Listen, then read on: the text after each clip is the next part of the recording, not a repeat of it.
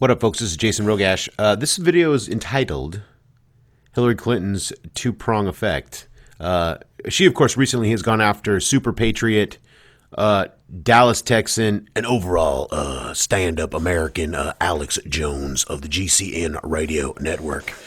And she's kind of put all of her eggs in the Alex Jones and the white supremacists and the KKK are all supporting Donald Trump, and he's embraced them. He was a birther. They all love him, and he's embracing this form of populism, and it's the right wing going after her. And it's largely to do with a cultural issue as well, etc. Now, that's one prong of this. The other prong is that's a complete and utter distraction, because partially what she's saying is true. There is a right-wing racist element that is supporting Donald Trump, that doesn't like black people, that doesn't particularly like Mexicans, that doesn't particularly like any minority groups or women or abortion. They're Christo-fascists, they're Christian fascists, etc. There is a group. But there is also a major portion, left and right, center, whatever you want to call them, all categories of American society, of people who support Donald Trump because of Bill Clinton's policies. In part, Bill Clinton was one of the worst American presidents we have ever had. He damaged this country and did it from the left. So he used left cover and destroyed labor, absolutely obliterated American labor. Absolutely, with NAFTA, with the WTO, with GATT, with the beginning of outsourcing. Outsourcing was started under Reagan and then was accelerated under the first Bush. And then remember when Ross Perot said, you hear that sucking sound in America? That's jobs being sucked out of America. Then President Clinton just finished the job. He did the exact same thing that Bush did, the exact same thing that Reagan did. So he got rid of Glass-Steagall, the Glass-Steagall Act, which keeps investment banks from regular savings banks, and is one of the reasons we got into how so many companies fail and had so much malfeasance from 2000 to 2008 and 2009. Bill Clinton, from Robert Rubin to Lawrence Summers, to Alan Greenspan, these were Clinton's people. I mean, let's not forget who one of Bill Clinton's biggest advisors was, and he would tell you right off the bat. They started a conversation 60 years ago, however the fuck these two old motherfuckers are, and it just keeps going every day. Hillary Clinton. Hillary Clinton was one of Bill Clinton's biggest advisors. Then she went into the Senate and supported all the worst fucking possible shit you could for labor. Seriously. Then in her Democratic National Convention speech, doesn't even mention labor. And basically has completely left the working man and woman gone. And Donald Trump has picked up the power that's in the streets. I believe Lenin said that. That the power is laying in the streets waiting for someone to pick it up. And Donald Trump is picking it up. If the economy was good, and what's ironic to me is, who came up with the slogan, "It's the economy, stupid"? It was James Carville, who was one of Clinton's top advisors and one of the reasons that he got elected. Now, the main reason Bill Clinton got elected in 1992 was because of Ross Perot splitting the Republicans, splitting conservatives, and it allowed Clinton to get elected, which can be its own conspiracy theory if you like. But Clinton was a globalist piece of shit. He thanked Carol Quigley, who wrote Tragedy and Hope, which talks about the New World Order and how much he likes it. And the only problem he has with it, essentially, if you really want to sum up the book, is that they keep it secret. So go read Tragedy and Hope. That's an interesting read. But it's a long read, but it's a good read. But my point is, Hillary Clinton's right. There is a racist right-wing element that hates her, that anti-abortion, very Christian, very fascist. But the majority of the people that support Trump, I'm just going to say it, they're tired of being fucked over by the New World Order globalist economic system. They're like, I'm frustrated with it. I'm fucking tired of it. You watch labor get devalued. And then she has no ideas. She's not like she's coming up with some great idea. She wants to expand Obamacare, which is the Affordable Care Act, which is just Medicaid, Medicare expansion, which any poor person is already eligible for if you make under a certain amount of year. And you can own a house and a car in that situation, by the way. you can but you want to expand that so people, and it still didn't help the small business owners who pay $1,500 a month in insurance.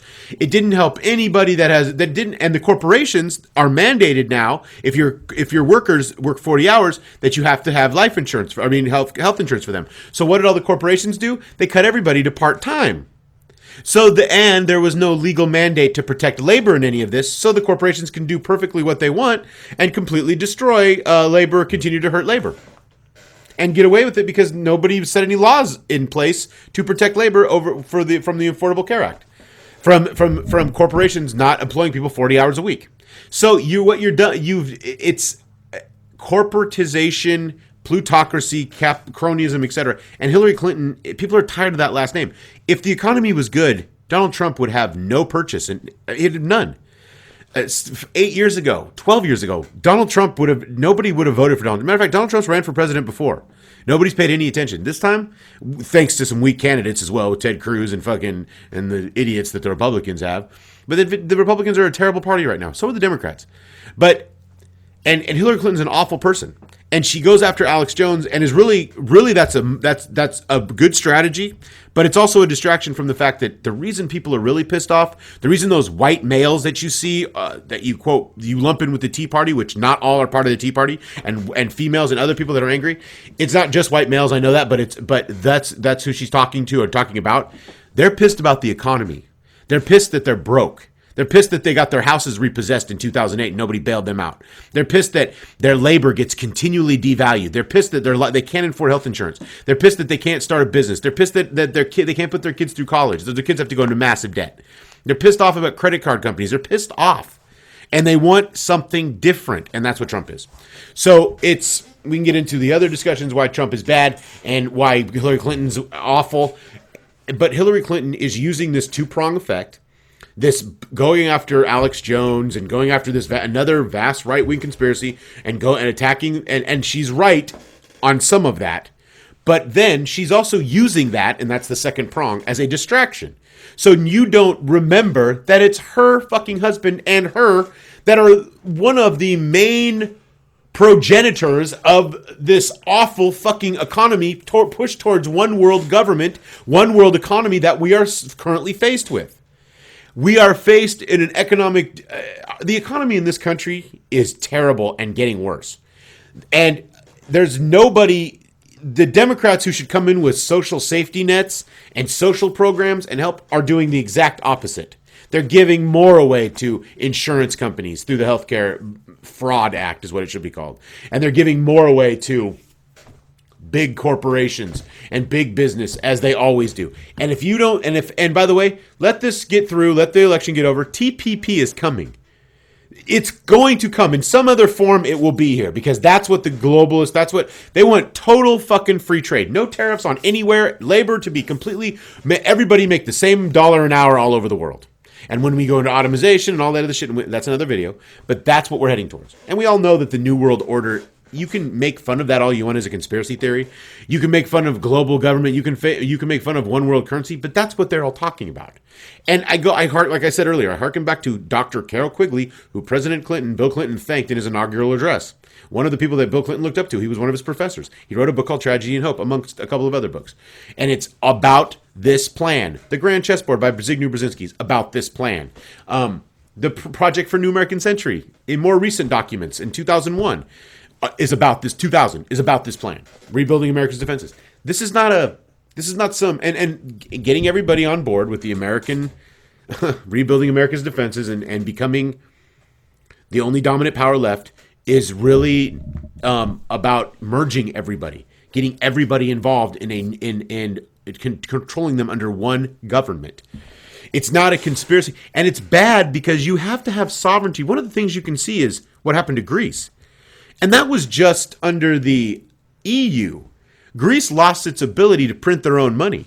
That's why the New World Order is bad. That's why one world currency is bad. That's why losing sovereignty between nations, because if there's no competition, how does anybody get better in human rights, in civil rights, in law, in just basic humanity, in economics, in anything? If there's just one bunch of multinational corporations that control every country, and nobody can elect anybody, and nobody can go against any other countries, and they can't leverage against each other. Greece lost its ability to print its own money. Greece would not be in the financial situation it's in. As a matter of fact, it would be out of it already if they had just not given up their sovereignty to the EU. But they did, so they couldn't print their own money. And, that's just one example of why one easy example that you can point to why a one world government is a terrible fucking idea. And merging us all together in different regions, merging Canada and Mexico and America together and all that. Those conspiracy theories have been talked about in mainstream. There have been intellectual studies from the Rand Corporation, from the Brookings Institute, from the Council on Foreign Relations. They discuss this. They talk about how you're breaking up the world into regions and then doing that. I mean, it's not a conspiracy theory anymore. And so when you see that's what Hillary Clinton is, that's what Bill Clinton is, they're one worlders, New World Orders, whatever the fuck you want to call them. So is Bush's. That's what they are. So is Obama. And people are tired of it, and they think Trump isn't. I don't know what Trump is. I have no idea. He has no track record to show what he is. So you can't really tell what he is about when it concerns the economy. But Hillary Clinton is, like I said, I'm going to leave you with this. Two-prong effect. One, distract away from call anybody that supports Donald Trump a racist. Call Alex Jones. Everybody's a racist. Blanket statements. And partially that's true. And then you distract from the fact that your husband and you were one of the large reasons that this economy is in such shit shape. And frankly, if you remember what James Carville said, it's the economy, stupid. And that's why people are pissed off. Not because they're mad at Mexicans or black people. That's just a byproduct of a bad socioeconomic situation. Thank you for listening, and have a good day.